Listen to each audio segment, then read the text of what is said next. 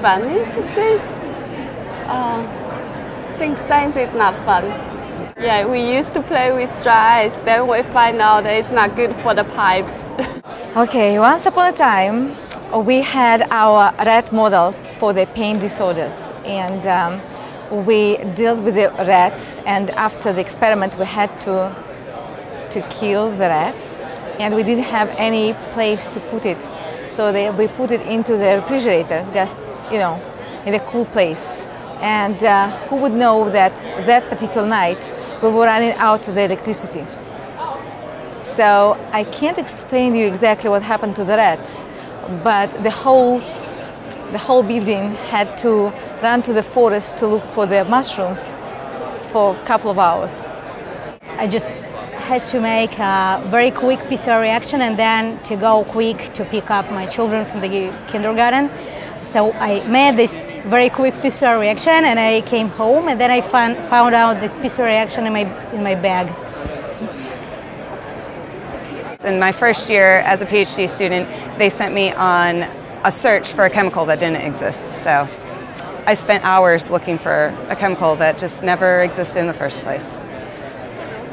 Well, probably the funniest thing relates way back in the dark ages when I was a graduate student. And in those days, I had no assistants, so I recruited family members to help me in the lab, and my brother and his dog, and even my mother got in on the act. And one day we were growing bacteria, and my mother made the broth, and somehow she concocted it in a way I never could reconstruct, but things grew much faster than expected. There was this one time that my entire cubicle was covered in bubble wrap, and we've had some funny incidences since Halloween is coming around. We're having a Halloween door decorating contest, so we've had a lot of strange body parts in weird places, fake limbs, random blood. It's pretty interesting. Yeah, we use to put the dry ice on the tube.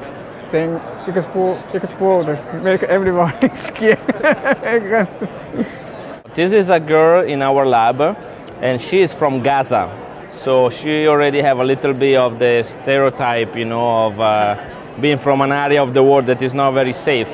And so what she did, she light one of those flames in the lab to sterilize the instruments, but because of the lights, you could not see the flame very well. And so what happened is that she dropped a little glass with ethanol in it that caught fire, and she didn't see the fire.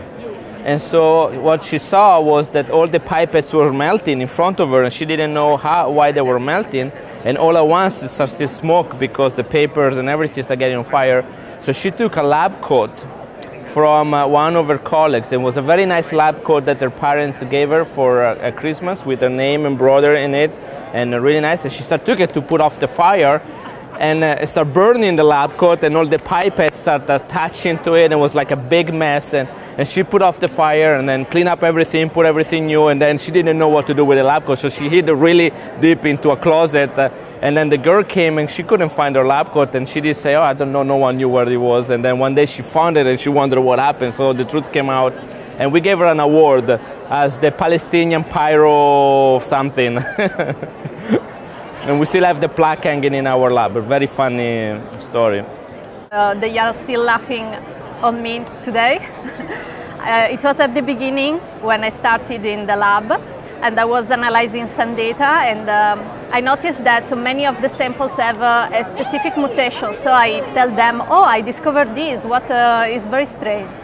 And they told me that it was the mutation of the reference sequence, so it was not a very discovery, and they are still laughing on me because of that. I'm sorry, but now I know which are the mutation of the reference sequence. Dealing with the mouse, that makes me throw out.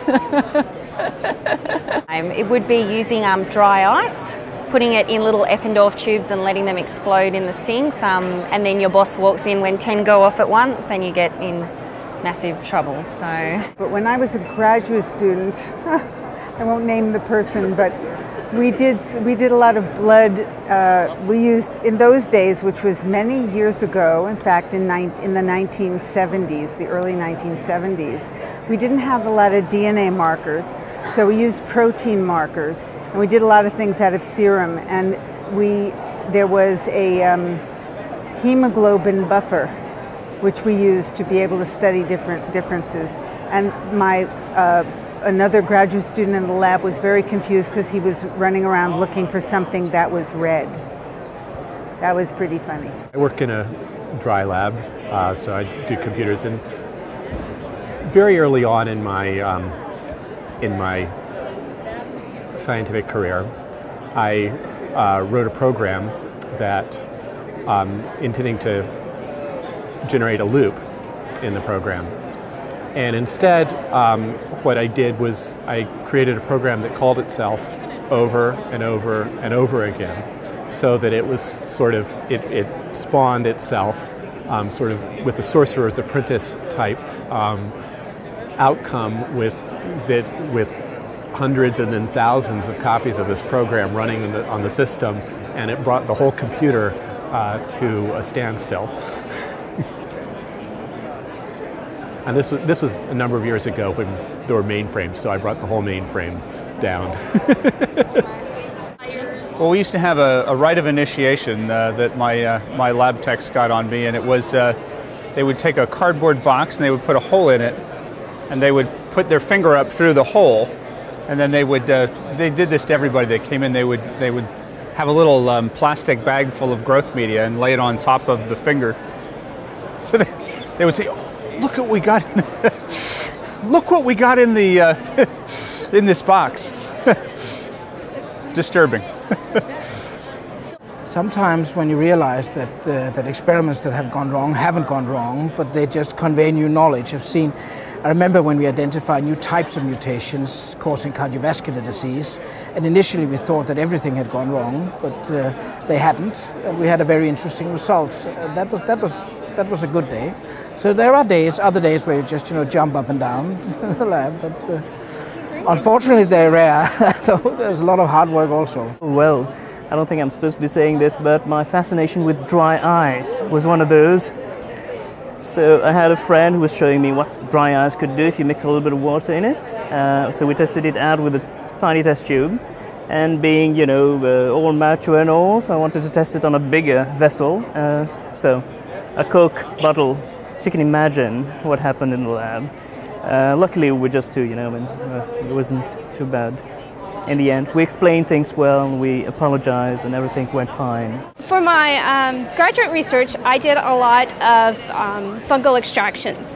And so we grew fungus in 33-gallon vats. And you had to pour this out to separate the fungus and the media through this large funnel.